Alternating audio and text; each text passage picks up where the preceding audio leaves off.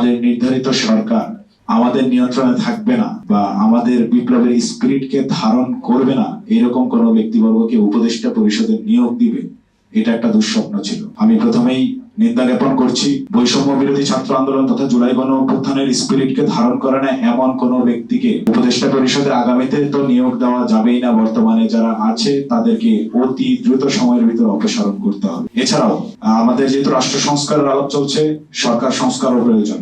উপদেষ্টা নিয়োগের জন্য বৈষম্য বিরোধী ছাত্র আন্দোলনের সকল অংশীজন ইনক্লুডিং ছাত্র জনতা এবং রাজনৈতিক দলসমূহ সবার সাথে কমিউনিকেশনের জন্য একটি লিয়াজোগ কমিটি গঠন করতে হবে, যেই কমিটি সকলের মতামতের ভিত্তিতে যোগ্য ব্যক্তিদের নাম প্রস্তাব করবে এবং সেখান থেকে যাচাই বাছাই করে সকলের মতামতের ভিত্তিতে উপদেষ্টা নিয়োগ হবে। কোনো একক ব্যক্তির সিদ্ধান্তে, একক ব্যক্তির পছন্দে কোনো উপদেষ্টা নিয়োগ করা যাবে না।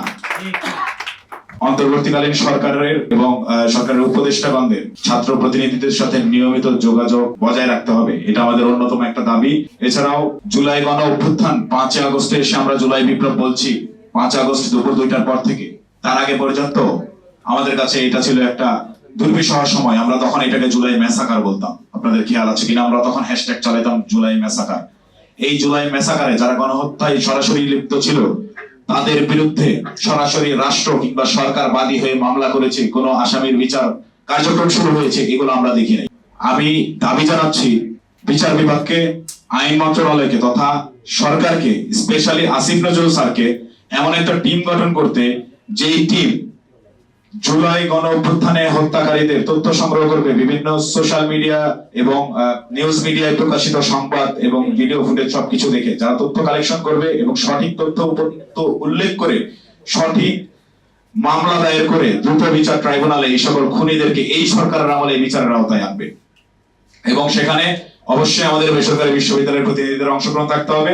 প্রাইভেট বিশ্ববিদ্যালয় সংস্কারের একটি প্রস্তাবনা আমরা রেডি করতে যাচ্ছি, যা ইতিমধ্যে সরকারের কাছে আমরা প্রস্তাব দিব।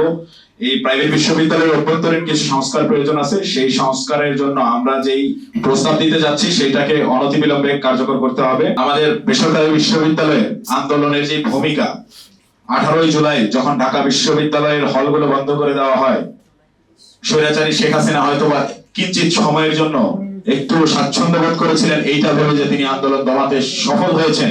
ঠিক সেই সময় তার জমদূত হিসেবে আবির্ভূত হয়েছিল বেসরকারি বিশ্ববিদ্যালয়। সেই বেসরকারি বিশ্ববিদ্যালয়ের নেমে আসার কারণ ছিল জাতীয় সংকট মোকাবেলা। একইভাবে জাতীয় সংকটে আমরা সব সময় সর্বদাই সেই 18 জুলাইয়ের স্পিরিটকে ধারণ করে নিজের জীবন দিতে রাজপথে নেমে আসবো, এতে কোনো সন্দেহ নেই। এবং বেসরকারি বিশ্ববিদ্যালয়ের শিক্ষার্থীরা রাষ্ট্রীয় সংস্কারের যেই কার্যক্রম চলছে তার সর্ব সেক্টরে অংশগ্রহণ নিশ্চিত করতে হবে। উপদেষ্টা মণ্ডলীতে আমাদের 2 জন উপদেষ্টা রাখতে হবে।